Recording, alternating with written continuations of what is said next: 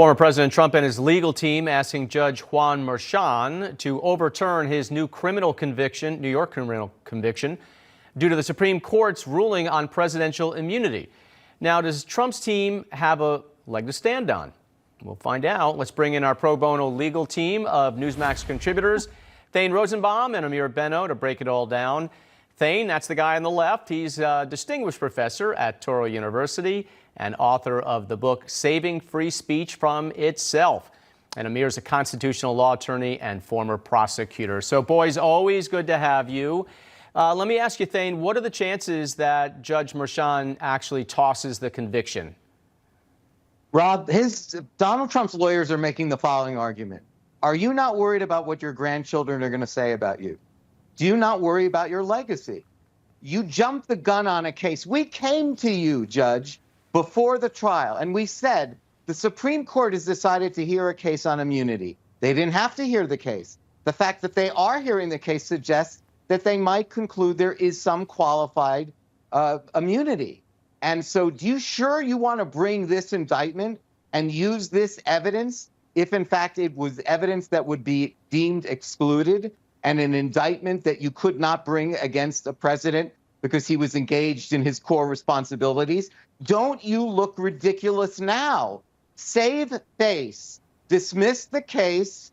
You're then by saying so, you're saying, look, I was precipitous. I thought that this was indictable offenses. Now the Supreme Court has ruled that it's not. And even worse, the evidence that I used, evidence of Hope Hicks in the Oval Office talking to the president, that is clearly within the range of official duties that the president had. And that was a key piece of evidence. Because remember, Rob, that was the evidence where he apparently had told her, well, you know, she said, we were always worried about the Access Hollywood tape and we needed to get rid of Stormy Daniels. That testimony, Rob, is excludable now. And if he's found guilty on the basis of that evidence, there is reversible error.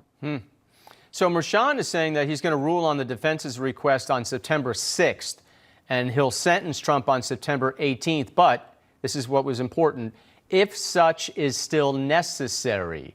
So, Amir, does that give you any hint as to how he'll rule, or is that just like standard language?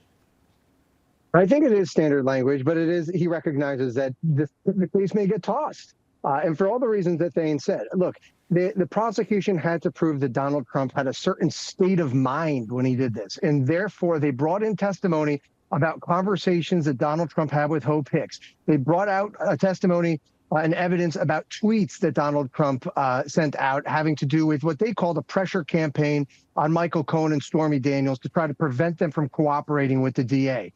If all of that stuff are official actions, which they are under the Supreme Court's decision, and none of it is allowed to be introduced as evidence in any criminal case, because they're not now in light of that Supreme Court decision, how do we know that how do we have confidence that the jury's conviction is based on evidence that they were properly allowed to consider instead of this evidence that they were not allowed to consider? There's no way of knowing it. And so if Judge Merchan does what he's supposed to do, if he follows the law, if he's true to the law, he will dismiss this case.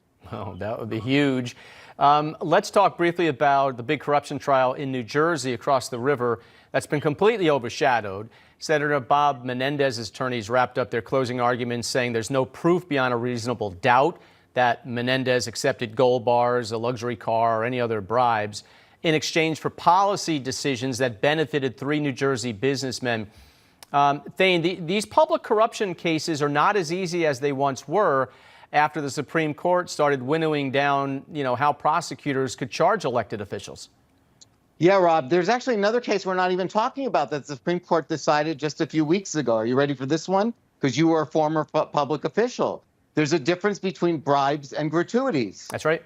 Just because you get a gift after you've done something, not before you've done something, how do you know it's not like buying a bottle of wine for your son's teacher, doing something nice because you've been nice to me? The Supreme Court made a distinction. If you're making the gift beforehand, it looks like a quid pro quo. If you're making it afterhand, it's thanks. So there's a difference between Menendez not reporting a gift, which he should have, and taking a bribe. Rob, taking a bribe is much more serious. So that's one case. And the second case, which relates to Trump, is this idea of the speech and debate clause.